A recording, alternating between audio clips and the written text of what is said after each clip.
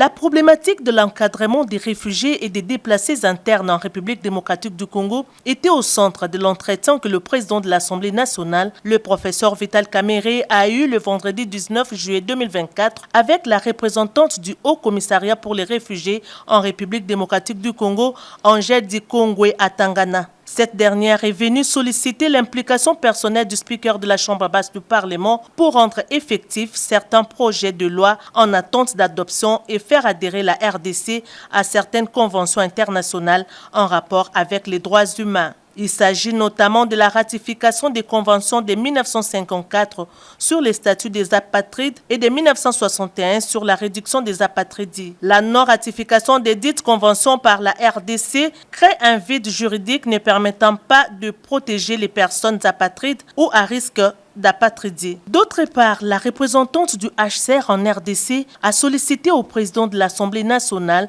de peser de tout son poids pour faire adopter le projet de loi sur les personnes déplacées internes qui est en souffrance depuis 2015. Il faut noter que la ratification en 2022 par la RDC de la Convention de Kampala sur les personnes déplacées internes nécessite une loi pour sa domestication. Angèle Dikongwe Atangana a aussi montré la nécessité de réviser le Code de la famille dont la proposition de loi a déjà été déposée à l'Assemblée nationale. J'ai rappelé sur la table à l'attention de l'honorable président de l'Assemblée nationale les questions qui concernent l'OHCR et cette auguste assemblée.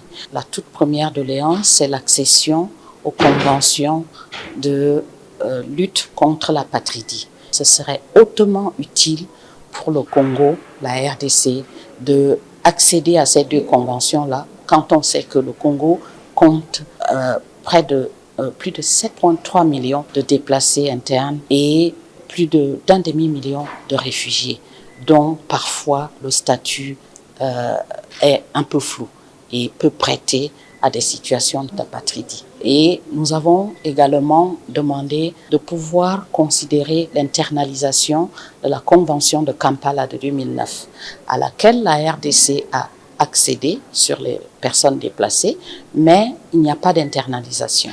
Donc il y a un projet de loi qui existe depuis 2015.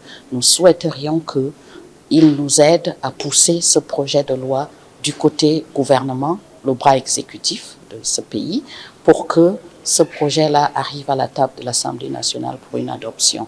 Et ensuite, nous lui avons demandé de pouvoir inscrire à l'ordre du jour de l'auguste Assemblée nationale la proposition de loi portant sur la révision du Code de la nationalité, du Code de la famille congolaise, parce que, ce faisant, il y aura une clarification, une clarté sur l'identification et des Congolais, et des réfugiés, et des apatrides éventuels, et de toutes les personnes qui doivent être identifiées avec un code unique. En effet, le 8 mai 2023, la Chambre basse du Parlement a déclaré recevable la proposition de loi relative à la modification de la loi numéro 87-010 du 1er août 1987 portant Code de la famille. Ce nouveau texte règle des questions fondamentales en termes de gestion de la population avec surtout celle des identifiants. Elle a également plaidé pour la participation de la RDC au Forum international interparlementaire